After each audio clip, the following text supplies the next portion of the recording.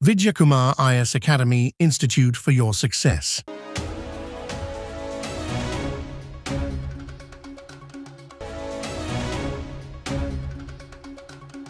வணக்கம் உங்களே இன்றைய தினமணி செய்தித்தாள போட்டி தேர்வு பாயிண்ட் ஆஃப் வியூல எதெல்லாம் இம்பார்ட்டன்ட் அப்படின்னு பார்ப்போங்க.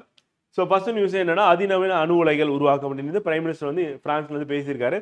ஸோ அதான் பார்க்க போறோம். ஆக்கப்பூர்வ அணுசக்தி ஒத்துழைப்பின் கீழ் அதிநவீன அணு உலைகளை கூட்டாக உருவாக்க இந்தியாவும் பிரான்சும் திட்டமிட்டுள்ளது. அப்ப அதிநவீன அணு உலைகளை கூட்டாக உருவாக்குற திட்டம் வந்து பார்த்தீங்கன்னா எந்த இரண்டு நாடுகளிடையே இந்தியாவும் மற்ற ஒரு நாடு என்ன அப்படின்னு கேட்கறது வாய்ப்பு இருக்கு. பிரான்ஸ் வந்து 2047 ஆண்டுக்குள் அணுசக்தி மூலம் 100 ஜிகாவாட் மின் உற்பத்தி திறனை எட்ட இந்தியா இலக்கு நிர்ணயித்துள்ளது. அப்ப 2040க்குள்ள வந்து நம்ம அணுசக்தி மூலமா எவ்வளவு ஜிகாவாட் மின் உற்பத்தி அப்படின்னா வந்து 100 ஜிகாவாட் வந்து புதுப்பிக்கத்தக்க ஆற்றல் வளங்கள் அப்படின்னு எடுத்துட்டோம் அப்படின்னா 2030க்குள்ள 500 ஜிகாவாட் வச்சுக்கணும். இந்த மாதிரி இலக்கு அப்படின்னும் போது அது நமக்கு கேள்வியா கேட்கறதுக்கு வாய்ப்பு இருக்கு. அது நம்ம கண்டிப்பா நோட் பண்ணிக்கணும். வந்து அதற்கடுத்து இந்த சிறிய அணு உலைகள் SMR மற்றும் அதிநவீன அணு உலைகள் AMR வந்து கூட்டாக உருவாக்கும் திட்டம். அப்ப பிரான்ஸோட சேர்ந்து நம்ம எந்த மாதிரி அணு உலைகள் உருவாக்க போறோம்னா சிறிய அணு உலைகள் மற்றும் அதிநவீன அணு உலைகளை உருவாக்க உள்ளோம். சதி பாடம் வந்து SMR அப்படின்றது சிறிய ரக அணுப்பிளவு உலையாகும். இத்தகைய சிறிய அணு உலைகளை தொழிற்சாலையில் தயாரித்து வேறு இடத்தில் நிறுவ முடியும் என்பது குறிப்பிடத்தக்கது. அப்ப தயாரிக்கிறது தொழிற்சாலையில் தயாரிக்கலாம், அது எங்க வேணாலும் நிரூபிக்கலாம். அடுத்து சைனா பாதுகாப்பு கவுன்சில் வந்து பாத்தீங்கன்னா இந்தியா வந்து சீர்திருத்தம் உடனடியாக தேவை இரு தலைவர்களும் வந்து வலியுறுத்தினர். இக்கவுன்சில் இந்தியா நிரந்தர உறுப்பினராக பிரான்சின் வலுவான ஆதரவை அதிபர் இமானுவேல் மேக்ரோன் மீண்டும் உறுதி செய்தார். அப்ப இந்தியாவுக்கு ஆதரவு தெரிவிச்சிருக்காங்க பிரான்ஸ் வந்து. அதுல நிரந்தர உறுப்பினராக இன்னைக்கு நிரந்தர உறுப்பினர்கள் எண்ணிக்கை அப்படின்னு பாத்தீங்கன்னா மொத்தமே 5 நாடுகள் அடிச்சுக்கிறோம். இதுல இந்தியா வந்து பாத்தீங்கன்னா உறுப்பினர் ஆகணும் அப்படின்னு சொல்லிட்டு வந்து பாத்தீங்கன்னா பிரான்ஸ் மட்டும் இல்ல பல நாடுகள் வந்து ஆதரவு தெரிவிச்சிருக்கோம். அடுத்து ஸ்கார்பியன் ரக நீர்மூழ்கி கப்பலை இந்தியாவில் கூட்டாக கட்டமைப்பதில் வந்து பாத்தீங்கன்னா பிரான்ஸ் ஈடுபட்டுள்ளது. அப்ப ஸ்கார்பியன் ரக நீர்மூழ்கி கப்பல் அப்படின்னு எடுத்துட்டோம் அப்படின்னா அந்த கப்பல் வந்து எந்த நாட்டோட உதவியோட நம்ம கட்டமைக்கிறோம் அப்படின்னு கேட்பாங்க. கேட்டா பிரான்ஸ் அடிச்சுக்கிறோம். அது நமக்கு exam point of important friend வந்து. அடுத்து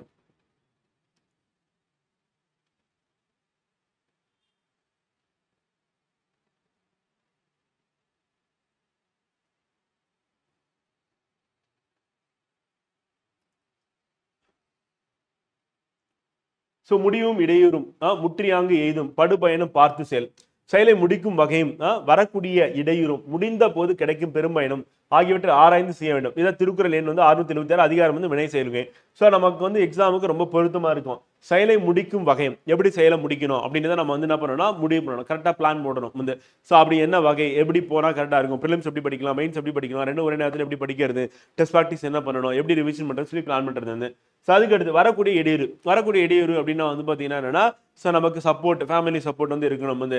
ஸோ அதுக்கப்புறம் வந்து பார்த்தீங்கன்னா தொடர்ந்து நம்ம படிக்கும் போது ஏதாவது இடையூறு வருமா அப்படின்னு சொல்லிட்டு அது முடிந்த போது கிடைக்கும் பெருமையனும். முடிந்த போது பெருமையன் அப்படின்னா குரூப் 1 சர்வீஸ் அப்படின்றது நீங்க உங்களுடைய கனவா இருக்கும். அடுத்து அதே மாதிரி group 2 service and group A and group 4 சொல்லிட்டு நீங்க ஃபிக்ஸ் பண்ணிட்டதான். இது பத்தி நீங்க ஆராய்ஞ்சு என்ன பண்ணா செயலை தொடங்கணும் அப்படின்னு. ஸோ அதுதான் வள்ளுவர் சொல்றாரு. ஸோ அப்ப நம்ம இந்த வருடம் 2025 காம்படிட்டிவ் எக்ஸாமுக்கான முக்கியமான வருடமா இருக்கு அப்படின்னு பார்க்குறோம் வந்து.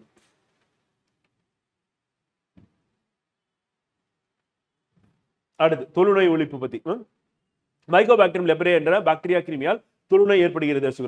அந்த தொற்று பாதித்த நபரின் இருமல் மற்றும் தும்மலிலிருந்து வெளியேறும் நீர்த்திவலையிலிருந்து பிறக்கும் பிறருக்கு அந்நோய் பரவுகிறது. அக்கிருமி ஒருவரது உடலில் பாதிப்பை ஏற்படுத்த 5 லிருந்து 7 ஆண்டுகள் வரை ஆகலாம். நோய் எதிர்ப்பாற்றல் குறையும் போது ஒருவருக்கு இந்நோய் வெளிப்பட தொடங்கும். ஆரம்ப நிலையில் சருமத்தின் சில இடங்களில் நிறவிழப்பும் உணர்விழப்பும் ஏற்படும். அந்த கட்டத்திலேயே தொழுநோயை கண்டறிந்து கூட்டு மருந்து சிகிச்சை அளித்தால் 100% அந்த பாதிப்பை குணப்படுத்த முடியும். அலட்சியப்படுத்தினால் தோல் மற்றும் நரம்புகளை பாதிப்பதுடன் கண் கை பாதங்களில் குறைபாடுகள் ஏற்படும். இது இம்பார்ட்டன்ட் எக்ஸாம் பாயிண்ட் ஆஃப் நம்ம கேள்வியை கேட்கறதுனா வாய்ப்பு இருக்கு அப்படின்னு. பாக்டீரியோட பேரு அதோட சிம்டம்ஸ் என்னென்ன, பாதிப்பு எங்க ஏற்படும், அதுக்கு 100% வந்து குணப்படுத்த முடியுமா முடியாதா அப்படின்றது அப்படி குணப்படுத்த முடியும். அடுத்து பாலியல் தொந்தரவு புகார்களை மாணவர்கள் அச்சமின்றி வந்து பார்த்தீங்கன்னா மாணவ மாணவிகள் அச்சமின்றி வந்து 144117 வந்து 14417 வந்து என்ற உதவி மைய எண்ணுக்கு தொடர்பு கொண்டு தெரிவிக்கலாம் சொல்றது.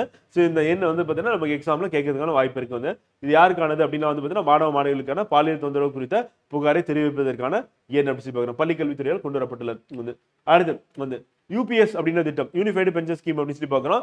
தற்போது நடைமுறையில் இருந்து வரும் புதிய ஓய்வு திட்டம், அது பேர் என்னன்னா என்பிஎஸ் அப்படின்னு சொல்லி பார்க்குறோம். அது இப்போ நம்ம கவர்மெண்ட் ஜாபுக்கு போகக்கூடியவங்களுக்கு வந்து பார்த்தீங்கன்னா என்பிஎஸ் திட்டத்தில் தான் என்ன பண்ணுறாங்க, பென்ஷன் வந்து இருக்கும். அதாவது 2004ஆம் ஆண்டு ஜனவரி 1 அல்லது அதற்கு பிறகு அரசு பணியில் சேர்ந்த வந்து.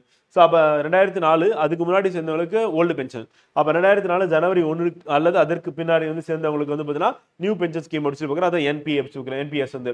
ஸோ அரசு பணி சேர்ந்தவர்களுக்கு உறுதியான ஓய்வூதிய தொகை கிடைக்காது அப்படின்னு பார்க்குறோம். இதுக்காக என்ன பண்ணா இதை தீர்வு காணும் வகையில் வந்து யூபிஎஸ் வந்து யூனிஃபைடு பென்ஷன் ஸ்கீம், அது ஓல்டு பிளஸ் நியூ ரெண்டும் ஒன்னா சேர்த்து வந்து இந்த திட்டத்தின் கீழ் மத்திய அரசு பணியாளர்களாக குறைந்தபட்சம் 25 ஆண்டுகள் பணியாற்றியவர்கள் தாங்கள் கடைசியாக பெற்ற ஊதியத்தில் மீண்டும் 50% ஊதியமாக பெறுவதையும் ஓய்வூதியமாக பெறுவதையும், பணவீக்க விலைவாசி உயர்வு விகிதம் போக்குகளுக்கு ஏற்ப அவ்வப்போது அகவிலைப்படை உயர்வு பெறுவதையும் இத்திட்டம் உறுதி செய்கிறது.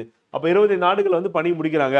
இப்ப உதாரணத்துக்கு வந்து நீங்க இப்போ வந்து உங்களுடைய நீங்க 30 வயதுல நீங்க வேலைக்கு போனீங்க அப்படின்னா 60 வயது, அப்ப 30 வருடம் கண்டிப்பா வந்துடும்.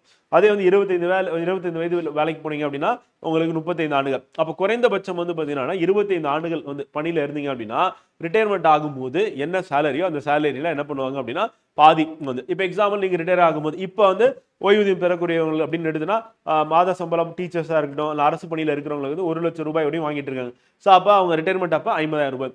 அதே நீங்க 25 வருஷம் கழிச்சு அப்படின்னு பார்க்கும்போது வந்து கண்டிப்பா அப்ப அவங்களுடைய மாத சம்பளம் எவ்வளவு இருக்கும் அப்படின்னா இதை விட ஒரு 20 மடங்கு அதிகமா இருக்கிறதுக்கான வாய்ப்பு இருக்கு. 10ல இருந்து 20 மடங்கு 10ல இருந்து 20 மடங்கு. அப்ப 20 லட்சம் ரூபாய் வந்து மாத சம்பளமா உங்களுக்கு வந்து இருக்கு அப்படின்னா அதுல பாதி 10 லட்சமா இருக்கும். அப்ப அரசு பணி அப்படின்றது எவ்வளவு வந்து சேஃபான ஒன்று அப்படின்னு சொல்லி இதுல இருந்தே உங்களுக்கு தெரியும். அதனால மத்திய அரசு வந்து அமல கொண்டு வந்தாங்கன்னா மாநில அரசு கண்டிப்பா அது செயல்பாட்டு கொண்டு வந்துடும். ஸோ அப்ப யூனிஃபைடு பென்ஷன் ஸ்கீம் மட்டும் மாநிலத்திலையும் கொண்டு வந்துருவாங்க அப்படின்னு வந்து கொண்டு வர மாதிரி இப்ப நடவடிக்கை எடுத்துட்டு இருக்காங்க மாநில அரசு. இதெல்லாம் மனசுல வச்சுட்டு படிங்க. ஸோ நீங்க வேலை பார்க்கும்போது உங்களுக்கு நல்ல மரியாதை கிடைக்கும். அண்ட் நமக்கு ஜாப் செக்யூரிட்டி இருக்கு. ஆஃப்டர் ரிட்டையர்மெண்ட்டுக்கு அப்புறமா வந்து பார்த்தீங்கன்னா தொடர்ந்து உங்களுக்கான அந்த யூனிஃபைடு பென்ஷன் ஸ்கீம் மூலியமா வந்து பார்த்தீங்கன்னா உங்களுக்கு கிடைக்கும். பிளஸ் அகவிலைப்படை டிஎன்எஸ் அலவன்ஸ் அப்படின்னு வேலையில் இருக்கும்போதும் வந்து இன்க்ரீஸ் பண்ணிட்டே இருப்பாங்க. அதே மாதிரி ரிட்டையர்மெண்ட்டுக்கு அப்புறம் இருக்கும் அப்படின்னு பார்க்குறோம். அதனால தான் அரசு பணி அப்படின்றது வந்து பார்த்தீங்கன்னா நம்மளுடைய ஆப்ஷன்ல முதல்ல வந்து இருக்கு அப்படின்னு பார்க்குறது. அடுத்து ஊழல் தரவரிசையில் இந்தியா வந்து பார்த்தீங்கன்னா பின்னடைவு 96வது இடத்துக்கு போயிடுச்சு அப்படின்னு சொல்லுறது. ஸோ அதை பற்றி பார்ப்போங்க. ஊழல் தரவரிசை பட்டியலில் இந்தியா 38 புள்ளிகளுடன் 96வது இடத்துக்கு பின்தங்கியுள்ளது. 2023 வந்து பார்த்தீங்கன்னா 93வது இடத்துலையும் 2022 85வது இடத்துல இருந்து அப்ப 85ல இருந்து 93 இப்ப 96 சொல்லி பின்னாடி போயிட்டு இருக்கு சொல்றாங்க. சோ இதுல 100 புள்ளிகள் பெற்ற நாடுகள் ஊழலற்ற நாடுகளாக, 0 அப்படின்றது ஊழல் மிகுந்த நாடுகளாக கருதப்படுகிறது. இந்த சட்டத்தின்படி ஆட்சி செய்து ஊழலை எதிர்த்து போராடும் நாடுகள் குறித்த ஆய்வுகளை மேற்கொண்டு வரும் டிரான்ஸ்பரன்சி இன்டர்நேஷனல் அமைப்பு தான் என்ன பண்றாங்கன்னா ஊழல் தரவரிசை பட்டியலை ஆண்டுதோறும் வெளியிட்டு வருகிறது. அப்ப யார் வெளியிடுறா, என்ன அமைப்பு அப்படின்றது இம்பார்ட்டன்ட் வந்து. அதில் இந்தியாவோட ரேங்க் என்ன, அது இம்பார்ட்டன்ட் வந்து. ஸோ அதில் எவ்வளோ புள்ளிகள் அப்படின்னா 100 புள்ளிகள் அப்படின்னா ஊழலற்ற நாடு, 0 அப்படின்னா அதிக ஊழல் மிகுந்த நாடு அப்படின்னு வந்து.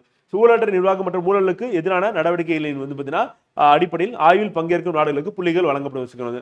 ஸோ இதில் வந்து பார்த்தீங்கன்னா ஊழல் குறைந்த நாடுகள் எது இருக்குன்னா Denmark, Finland, Singapore. Denmark, Finland அப்படின்றது வந்து ஐரோப்பிய நாடுகள் எடுத்துக்கிறது. சிங்கப்பூர் அப்படின்னா ஆசிய நாடு எடுத்துக்கோங்க. இது 3 நம்ம நோட் பண்ணிக்கலாம் வந்து. ஸோ அண்டை நாடுகள் அப்படின்னு பார்க்கும்போது நம்மளை விட வந்து ரேங்க்ல முன்னாடி இருக்கிறது சைனா எவ்வளோனா 76வது இடத்துல இருக்கு. நம்ம எந்த இடத்துல இருக்கும் அப்படின்னா வந்து 96வது இடத்துல இருக்கு வந்து. அப்ப நம்மளோட 20 ரேங்க் வந்து பார்த்தீங்கன்னா முன்னாடி இருக்கு வந்து. அந்த நேபாளம் அப்படின்னு எடுத்துனா 107, இலங்கை 121, பாகிஸ்தான் 135, வங்கதேசம் 151.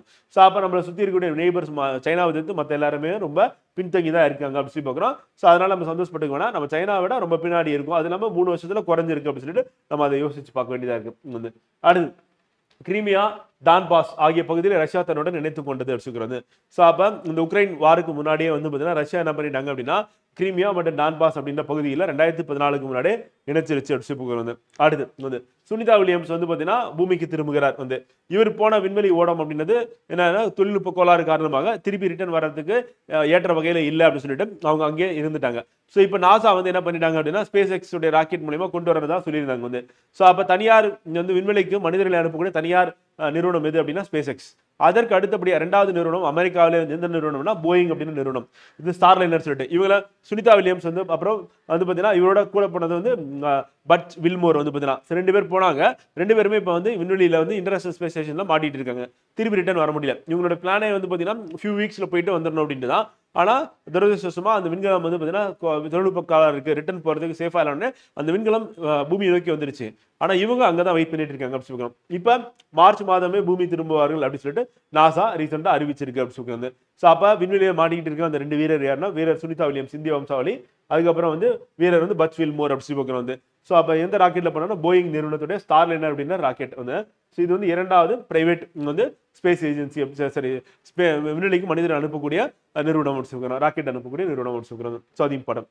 ஸோ இன்றைய தினமணி செய்தித்தாள போட்டி தரும் பாயிண்ட் ஆஃப்ல இதுதான் இம்பார்ட்டன்ட் அப்படின்னு பார்க்கலாம். ஸோ நாளை செய்தித்தாள சந்திப்போம். நன்றி, வணக்கம்.